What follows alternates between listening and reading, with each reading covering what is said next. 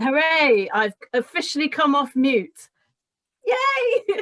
Welcome everyone to this week's Love and Lunch, and we're going to be talking about online dating.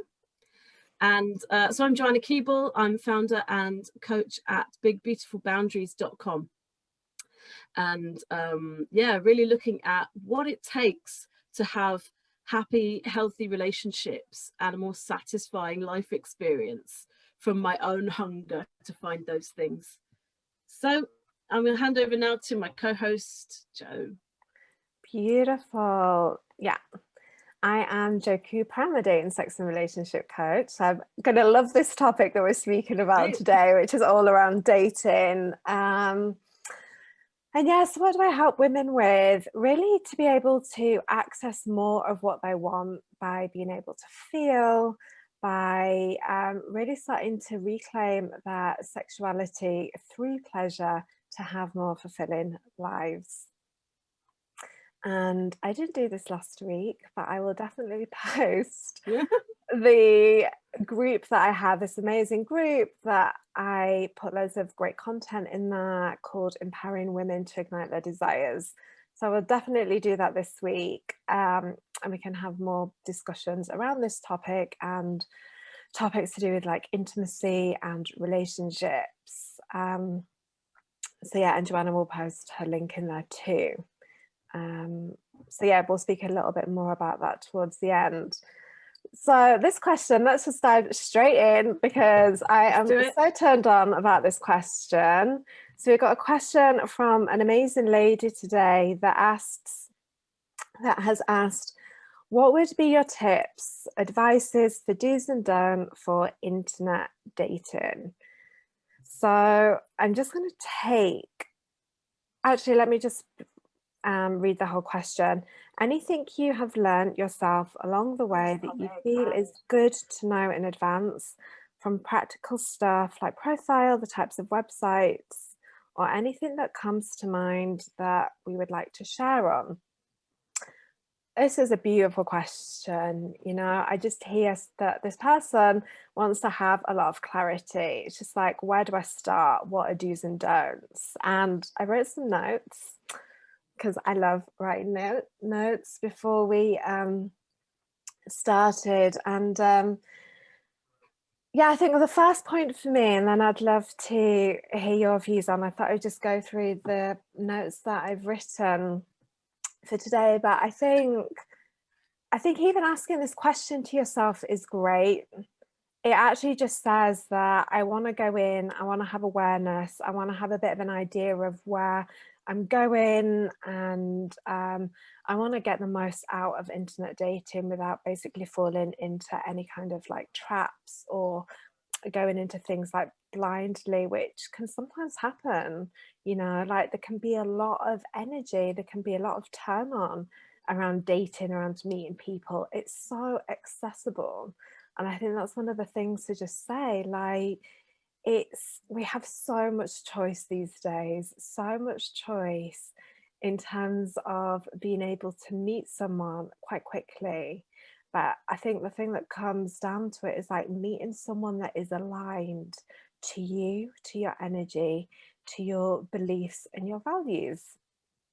And so there's a few steps to take. And the first thing that I wrote down was letting go of expectations. So if you have a goal in mind that, okay, in a year or two time, I want to get married and then I want to have children, and you've got everything like laid out, the energy that you're going to bring in when you meet someone is just going to feel like you're just centered on that one thing, and people are going to feel it. And what's happening is that you're taking yourself out of the present moment, and so you're not really taking I was going to say another word for like advantage of the thing, the experience of just being able to feel what is happening in the moment. And so if you're planted into like, oh, you know, my aim is to get married by the end of the year, people are going to feel that kind of tightness. It's going to feel a little bit ick. And it's not going to feel coming from a place of like, oh, I love myself. There's a difference between really loving yourself and thinking, oh, I'd love that to happen. And the thing that I think the thing is to be able to just show up with like being authentic and being true and really enjoying what is available here and now. And like, yeah, that may happen and it may not. And there's something about really just enjoying the journey, really just reaping the awards of what is happening in the moment. And so let me just have a look. So that's the first point. The second point is Can I say something on that first point? Yeah. Yeah, because it's a really interesting thing that we do where we can get really sort of explicit about like exactly how we want things to go, or we get attached to a shape of like, I want to get married, or I want to have kids, or it could be something less than that, but you might not be aware that you're still imagining a very specific shape for what you want to happen. And if I do that and the other person does that, what's the chance that we've brought exactly the same script? Mm-hmm. And so it's like there's a way that you can actually say no to lots of people who have something juicy that you could share some connection with, or some joy, or you could share an awful lot with. But if you're only open to this one shape, you're going to, you know, preemptively reject an awful lot of what's available right now. So it's sort of for me about, what do you want along the way? Are you really only open to that one thing? And what's that about? Right? Why are you so tied to that one thing? Oh, that's really so good. Interesting. I love that. I think don't be defined by the shape. Definitely. Yeah, such a valuable point just to kind of reflect on.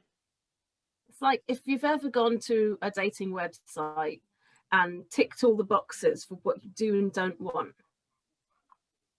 And how did that work out? And have you ever dated someone who didn't fit those boxes?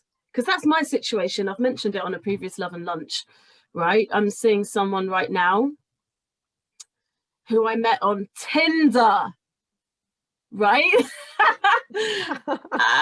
Like 3 years ago. Not quite 3 years ago, 2.5, 3 years ago. Yeah, and we weren't looking for a relationship, and that's sort of why it's worked, because there wasn't that expectation. There was actually a commitment to not having expectations, and there still is. Funny enough, in one way or another, there is a real commitment to the now. Yeah, and that would never have happened if either of us had said we only want a relationship, or we never want a relationship. Yeah. I think that's what's really beautiful, what you just said, actually, about really committing to the now and being able to really show up and get to know each other, you know. And this is like one of my points later on about, I mean, what is your commitment to actually showing up to be you, to be vulnerable, to be the best version of yourself? Do you want to go slow and have everything unfold in the way that, you know, life and the universe and God and spirit is helping you in that space? Or are you going to push past and go fast and intense because you're so, you know, you're fixated on the goal? And it's just like, and I think looking at the approach of like, what is best going to serve you? I know for me, going slow and unfolding and really getting to know someone is super, super important. super important, because I've wrote down that another point is like knowing what your red flags are just as important as your green flags. You know, we can be so fixated on like, oh my God, that's a red flag and that's a red flag. But what are your green flags?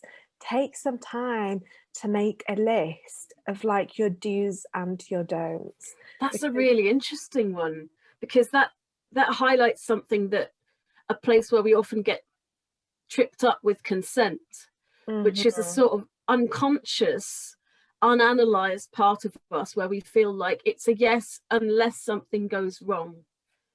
And we get guys who are like, well, I didn't do anything bad, so why didn't she sleep with me? Did I say something wrong? It's like, no, it's not that, honey. That's not how desire works. But there's plenty of Mhm. women who are the same. I've heard plenty of conversations where women are saying like, oh, I don't want to offend him, or he's such a nice guy, but I just don't know what to do because I'm not interested at all. And it's sort of like, honey, that's okay. You don't, no, don't. So yeah, I love what you're saying about green flags. It's not an automatic go unless something goes wrong. You've got to have a reason for wanting to continue. Is this giving me something? Definitely. Yeah. And this is the thing about energy and alignment. Like, I actually put here, like, I would actually spend some time dating yourself before you go on a dating app, because to be Mm. able to really know yourself and to be able to spend time where in your feelings, where things may not look so pretty all the time and so joyful, and you may be having off days, it's just like, if you can learn to get tools in order to like self-soothe and be okay in these uncomfortable spots, then when you start dating someone, you're not then relying on someone to like fix you. And this can happen unconsciously. So this isn't about trying to shame anybody, but it is a pattern that um, we can quite easily fall into. I definitely have had that experience. And I know people that I've been coaching too have said that. And I think that's why it's important to be like, okay, if I'm ready to go on a dating app soon, can I just spend some time with myself? I would say for the next month, really getting to know, because that is really going to set you up for Mm. win-win. And the other point that I've got is like, do some research. Do some research on like dating apps. They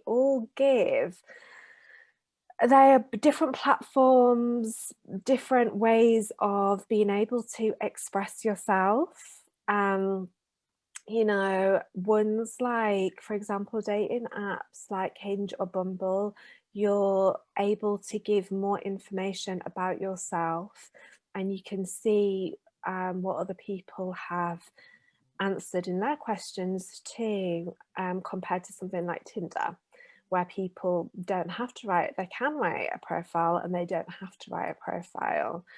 So I would just get a bit curious of it, like if I really want to be able to describe myself to someone, how do I want to describe? How do I want to be seen? I mean, put yourself in someone else's shoes. Like, how would I describe myself? And really start to think about this and how that is best going to serve you, depending on what profile, on what dating app that you choose. And you may choose one or two, but I would definitely do a little bit of research, because there's a variety of apps to suit different needs and Mm. purposes. Yeah, it's sort of like this new world of online communication Mm-hmm. where it's so common now. It's no longer sort of sleazy, creepy thing. Initially, there was a stigma attached to online dating. For some people, there still is, but I think it's really time to stop that now because it's such an incredible tool. And so what I would say is I have some, so, okay, so I hit Tinder hard a few years ago, and I had to be pushed, I had to be quite substantially encouraged to give it a shot, because I was so resistant, and I found it so hard to believe that I could have a quality connection there. And also because I'd never had many sort of sexual connections as a sort of one night stand before, and I wanted to try that on as well.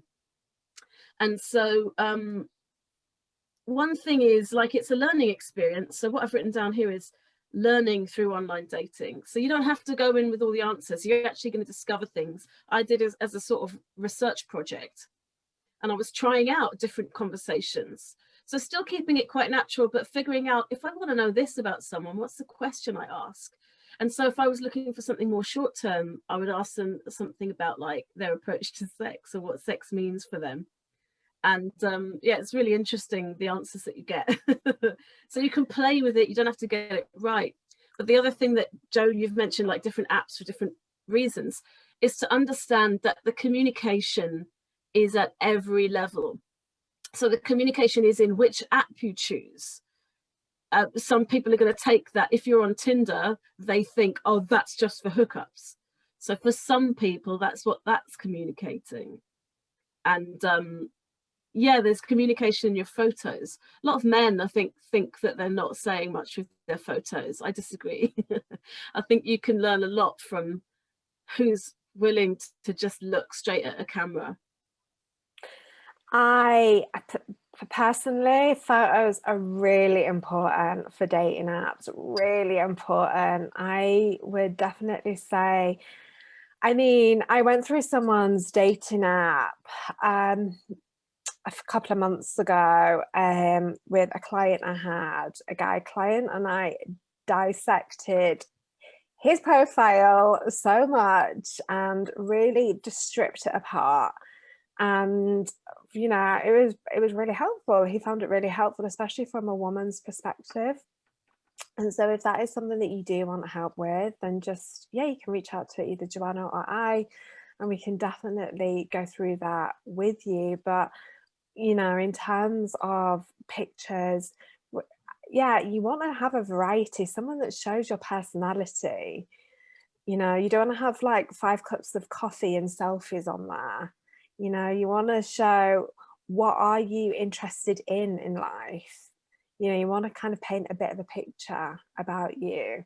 So people, you know, that's what I really look for in other people's profiles, around who is this person?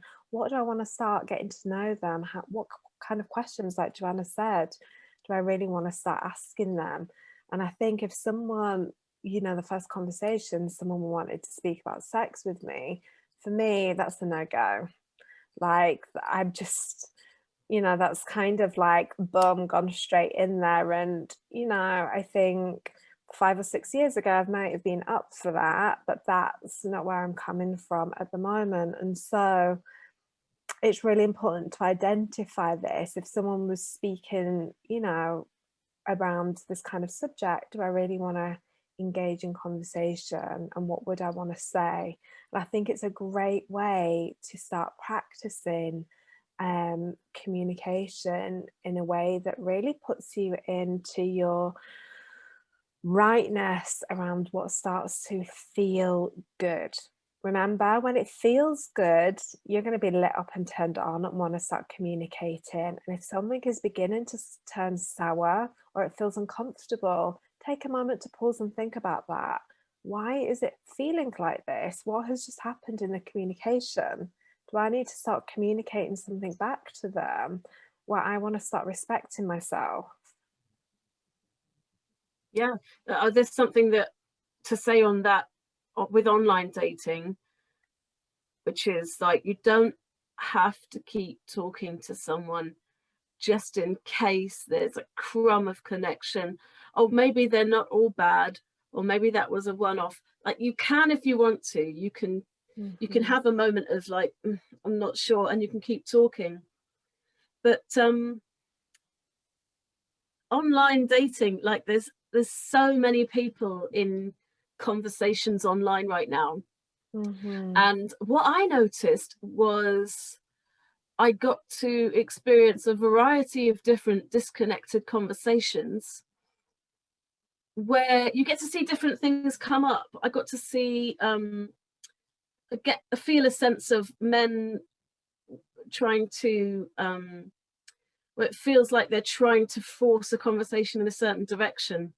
And it's sort of like, you don't need to do that. We can just talk. Or they want to go straight to like to some really kind of degrading questions. I'm very sexually open, but it's when someone's opening line within 2 or 3 statements is, do you do oral and anal? Sort of like, wow, honey, not for you. You know what I mean? It's a really interesting, like, wow, you've just given me a lot of information about how comfortable you are talking to the opposite sex as if they're a whole person, or what you're here for. And so I get it, like, we're having conversations, we're all starting from different perspectives. There's a lot of sexual shame that shows up in different ways. And there's a lot of people who are frustrated. I felt like I was confronted repeatedly with hungry men. And so the way that they know to get connection often is through sex, and that they might not be so confident with their conversational skills, or they might not be interested. And it just feels there's a way that we can get into conversations that don't feel like there's any scope for anyone to actually share much of anything. Like, even if we just had sex and they were like, do you do oral and anal? And I'm like, yes. Can I come over? Yes. And like, you know, it'd be so transactional, and so there's no That's the juice. thing. There's a lot of people don't know how much they can actually have if they actually invest a little bit in the conversation. It's transactional, and it feels quite robotic at the same time. And it's like, I am a person, I am a feeling person, I'm a whole person who's got a lot of love. And it just, for me, you know, if I heard that question, I mean, first of all, I would just block. I'd either tell them that I'm blocking, I'll just block in. I'm quite mindful of my time and energy, and yeah, I think it's different as well. I think there can be times where that can be attracted more into our lives at a particular moment, depending on where we are. It's not this isn't a rule of thumb for everybody, by the way, but it can give us a lot of awareness to what's going on. But I definitely think, just wrapping up on this point, because we're coming to the end, around having a lot of clarity and awareness, and just start dating yourself, and not in a way that it's coming from a place of like, you know, this is effort, but starting to spend a lot of time with yourself, and just kind of being aware of like your do's and don'ts, and starting to explore what dating apps. Yeah. I think on that energy point, you can block someone, and I wouldn't waste any you know, you can, if you're upset, you're upset, but there's a place where you can get to, like, oh, okay, that's where they are, block. And you can do it without wasting any of your, you know, your precious energy on worrying about them, or feeling offended, or trying to teach them anything. Totally, you can just block. It's okay. We're all lost in different places, and that's okay.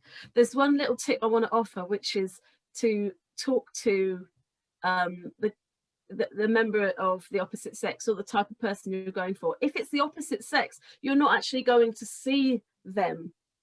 So if, you know, if you're a woman looking for a man, you don't get to know what they're about. So I had a chat with my partner about this, and I was like, God, men are always telling me what height they are. And he said, well, that's because women are actually always asking.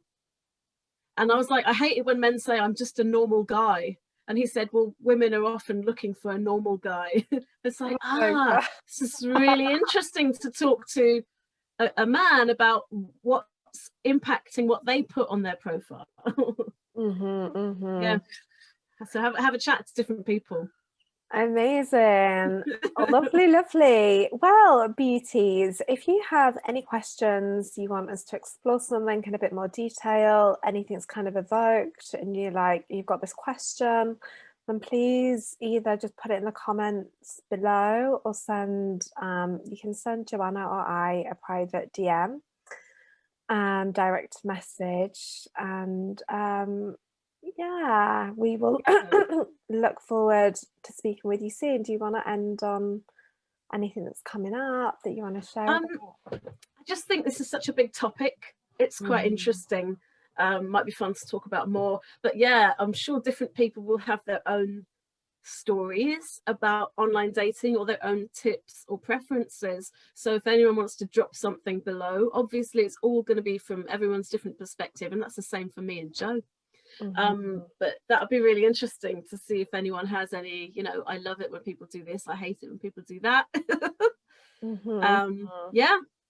And so Jo and I will drop our groups below. My group, I'm going to drop a link to my Facebook group, which is Big Beautiful Boundary Builders, and really kind of looking at how we relate to our desire and our yes and no in this world, in every aspect, in the workplace, in our families and friendships and personal relationships. Beautiful. Yeah, so I'll be dropping my link to my group, which is for women only, empowering women to ignite their desires. Yeah, where I discuss everything about love, intimacy, sex, relationships, and what else was I going to say? And also I'm going to drop my Instagram handle, actually, because there's a lot more, or there sometimes can be more content that I post on Instagram as well. So I'll definitely post that. I'm going to be hosting a masterclass in about 3 weeks. So I'll let you all know about that. I'm still kind of feeling it out. Just really feeling into it. Doing a lot of juicy work at the moment. So yeah, I'll be sharing that with you all very, very shortly. Nice. All right. Well, that was fun, short and sweet. Get some thoughts going. Defos. All right then, my loves. Well, have a beautiful rest of the week and we will see you next week. Bye.